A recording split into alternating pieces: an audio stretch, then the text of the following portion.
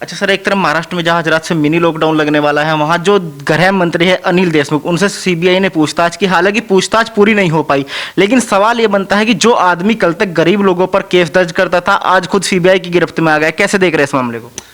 देखिए, सबसे इम्पोर्टेंट बात यह है कि इस देश में क्या दुनिया में जैसी करनी वैसी भरनी बड़ा फेमस कहावत है, और ये गलत बिल्कुल नहीं है। आप जैसा जिसके साथ करते हैं आपके साथ वैसा ही पलट कर होता है। जिसका कोई नहीं उसका भगवान, और मैं ये लगातार कहते आया हूँ। इसकी वजह है क्योंकि आप अगर देखेंगे उनकी जो कथनी और करनी रही है, दोनों ही इतनी गंदी रही हैं लगातार। लोगों आपको याद होगा नवाब मलिक का वो बयान जिसमें वो कहते थे वो मर जाएगा, सुसाइड कर लेगा, वो एक व्यक्ति के बारे में उन्होंने कहा था। आज देखिए हालात क्या हो गए, नजर नहीं आ रहे, कैमरे को लेकर लोग पीछे पीछे घूम रहे हैं, और अब वो नवाब मलिक साहब गायब हैं। देशमुख की जहां तक बात करें तो जाहिर है सीबीआई पीछे है। ये अपने आप में एक नायाब तरह का केस है जिसमें 100 करोड़ की वसूली को लेकर वो इन्वेस्टिगेशन फेस कर रहे हैं और तमाम तरह की चीज़ों को लेकर चार्जेस फेस कर रहे हैं। ये अपने आप में बड़ी बात है। जहां तक बात दूसरों पर केसेस लगाने की है, महाराष्ट्र सरकार जिस दिन से सरकार में आई है, जब से सरकार में आई है और आज तक कहीं ना कहीं 1 2 3 4 5 इस तरह से कंट्रोवर्सीज लगी रही।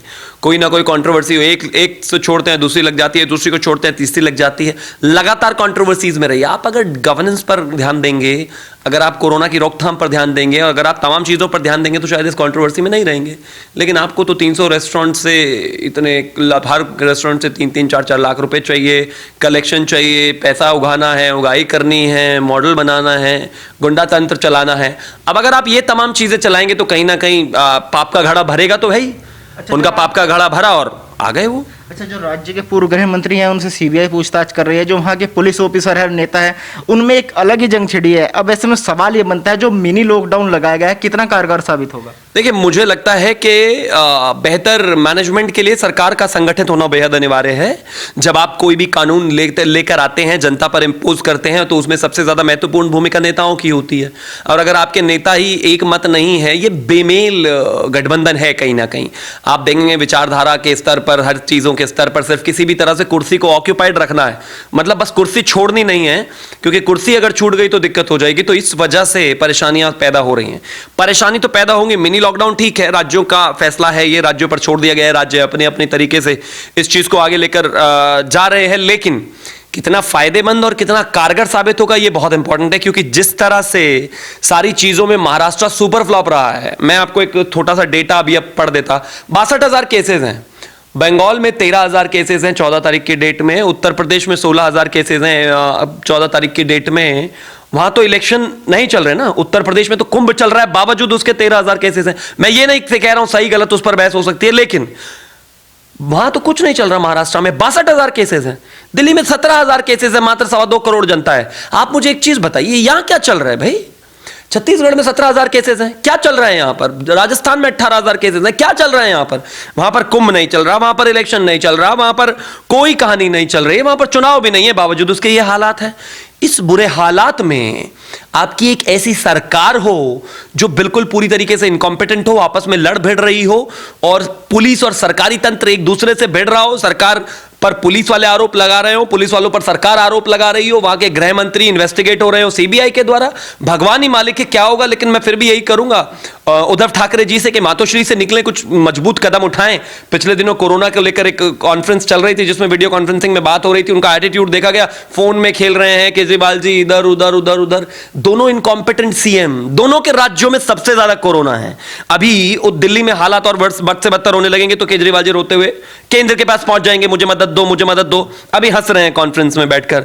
दूसरी तरफ उद्धव जी को देख लीजिए, फोन पे बिजी हैं, कॉर्डलेस पे बिजी हैं, सब तमाम काम कर रहे हैं। मैं ये नहीं कहता हूं कि आप सुने, आप प्रधानमंत्री को नहीं सुनना चाहते, आपका अपना एक एटीट्यूड है, लेकिन कम से कम थोड़ा बहुत एक, मुझे लगता है कि एक सामाजिक स्तर पे कम से कम उसका तो सम्मान होना चाहिए, पद की गरिमा का तो सम्मान होना चाहिए। वो भी नहीं कर रहे, और ऊपर से कोविड में ये दोनों सुपर फूल चीफ मिनिस्टर, जो कूल चीफ मिनिस्टर जो निकल कर आए हैं, इन्होंने पूरी की पूरी तरीके से लुटिया डुबाई है। महाराष्ट्र पहली वेव में भी नंबर 1 था, दूसरी वेव में भी नंबर 1 है, अभी भी नंबर 1 केसेस आ रहे हैं, सबसे हालात भी ज्यादा वहीं खराब है, पलायन सबसे ज्यादा वहीं पर हुआ।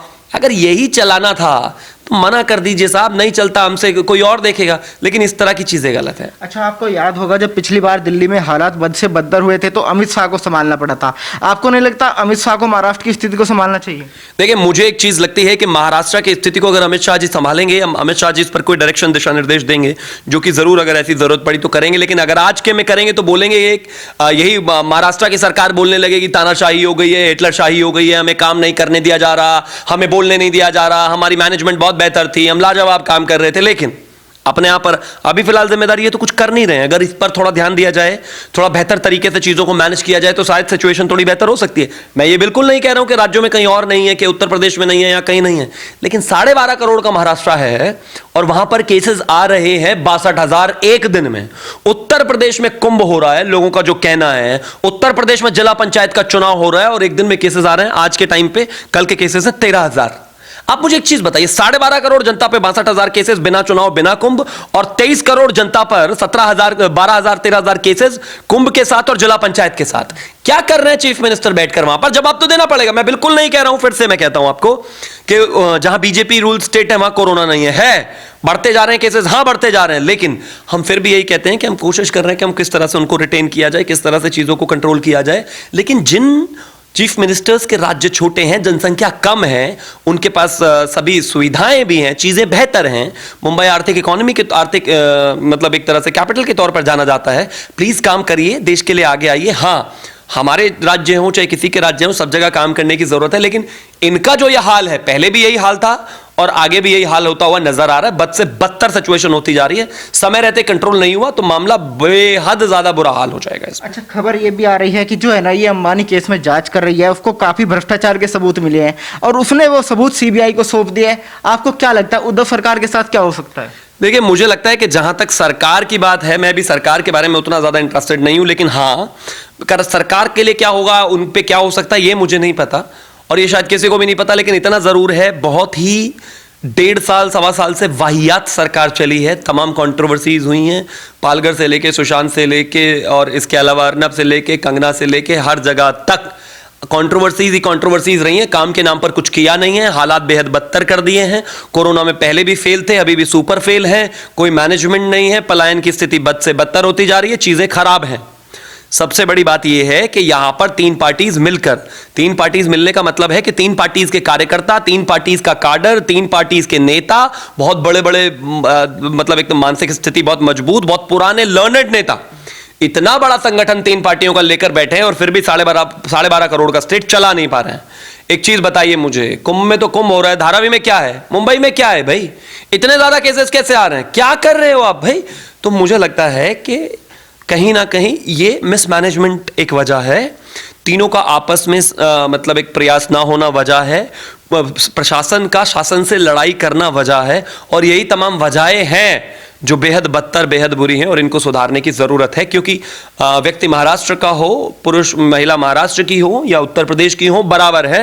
और कोरोना वहां पर भी आ रहा है, ना वो कांग्रेस देख कर आ रहा है, ना बीजेपी देख कर आ रहा है, ना कोई और पार्टी देख कर आ रहा है। यहां पर जनता को बचाने की जिम्मेदारी राज्य और केंद्र दोनों की है। लेकिन मुख्यमंत्री ने घोषणा की है कि कर्फ्यू के दौरान 5 लाख फेरी वाले, 12 लाख ऑटो वाले और कंस्ट्रक्शन वर्कर के बैंक खातों में 1000 से 1500 रुपए नकद डाले जाएंगे। मुझे लगता है कि वो बैंक खातों में वो कहीं और ही चले जाएंगे। जैसे 100 करोड़ रुपए की उगाही हो रही थी, वैसे ये जो 1,000, 1,500 रुपए हैं, ये भी कहीं ना कहीं घूम घाम के वहीं पर पहुंच जाएंगे। 15 दिन, 1 महीने, 2 महीने बाद या 1 साल बाद देख लीजिएगा, घोटाला निकल कर आएगा। वजह है उस बात की, अनस्किल्ड लेबर्स के लिए, असंगठित क्षेत्रों के लेबर्स के लिए और तमाम लोगों के लिए आपने पिछले 1 साल में क्या किया बता दीजिए। जब आपके यहां से पलायन हुआ आपने क्या किया बता दीजिए।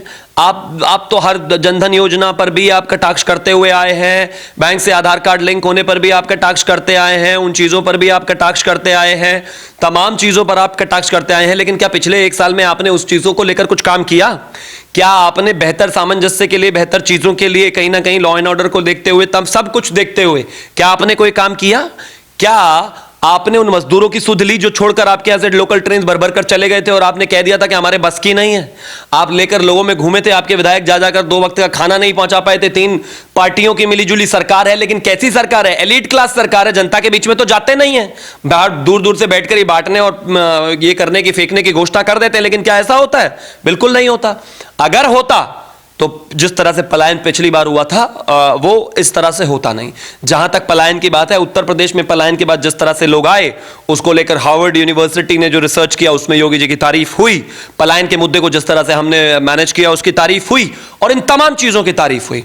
अगर आप में कुछ दम है तो इस कोरोना को रोकिए, बढ़ती कोरोना को रोकिए, इस स्पीड को रोकिए, 62,000 केसेस को रोकिए, लोगों को खाना पानी दीजिए, नहीं तो फिर से वही असुविधाएं जो हैं पेश आएंगी। लेकिन जिस तरीके से उद्धव ठाकरे केंद्र सरकार पर आरोप लगा रहे हैं कि जो वैक्सीन है हमको पूरी तरीके से नहीं मिल पा रही है। हिपोक्रेसी और शिवसेना का नाम दोनों को बदलकर एक ही रख दो तो बात है। मतलब अगर आपको इस तरह से कहना है, आप मुझे इनकी सरकार की एक चीज बताइए, सुबह कहते हैं कि हमें कोविड डोज नहीं मिलती, शाम को प्रियंका चतुर्वेदी जो राज्यसभा सांसद हैं वो लिखती हैं कि महाराष्ट्र पहला ऐसा स्टेट बना है जिसने 1 करोड़ वैक्सीन बना दी, 1 करोड़ वैक्सीनेशन कर दी है। अब अगर आपने 1 करोड़ वैक्सीनेशन कर दिए तो वो कहां से लेकर आए थे? राजमाता जी इटली से लेकर आई थी क्या वो 1 करोड़ वैक्सीन जो आप कहते हैं कि वैक्सीनेशन आपको नहीं मिल रहा? आज कहा है एक चैनल के इंटरव्यू में कहा है हर्षवर्धन जी ने, सभी राज्य, जितनी भी राज्य की इकाई और जितने भी ये एक लुटेंस मीडिया है, ये फेक एजेंडा चला रही हैं कि वैक्सीन की कमी है। वैक्सीन की देश में कहीं कोई कमी नहीं है।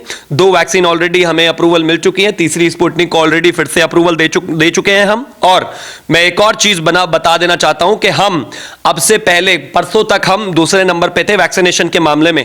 कल हम यूनाइटेड स्टेट्स यानी कि जो दुनिया का सबसे ताकतवर, पैसे वाला, बहुत बड़ा देश, जिसकी चाटोकारिता हमारे यहां के कुछ लुटियंस बहुत करते हैं, जो उसको महान भगवान की तरह पूजते हैं, उन लोगों को मैं बताना चाहता हूं हिंदुस्तान दुनिया में सबसे ज्यादा वैक्सीनेशन लगाने वाला पहला देश है। आज हम अमेरिका से भी आगे हैं, ये हम मानते हैं। हमारी 130 करोड़ की जनता है और हमारी ड्राइव थोड़ी लंबी चलेगी और समय थोड़ा ज्यादा लगेगा, लेकिन इस बात का भी हमें गर्व होना चाहिए कि हम सब कुछ करने के बावजूद सबसे ज्यादा वैक्सीनेशन लगा रहे हैं। लेकिन और इंप्रूवमेंट की जरूरत है, सुधार की जरूरत है, और करेंगे हम।